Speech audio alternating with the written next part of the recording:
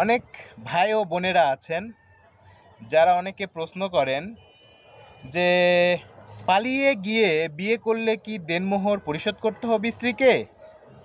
অবশ্যই পালিয়ে যে হোক অথবা পারিবারিক সম্মতিতেই হোক আপনাকে দেনমোহর পরিশোধ করতে হবে।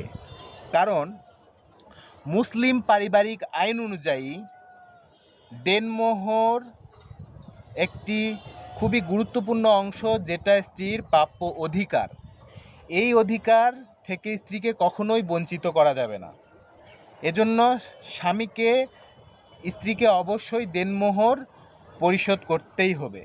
সেটা যখন বিয়ে হবে সেই বিয়ের সময়ই হোক অথবা পরে হোক, স্বামীকে অবশ্যই দেনমোহর তার সম্পদ থেকে স্ত্রীকে পরিশোধ করতে হবে।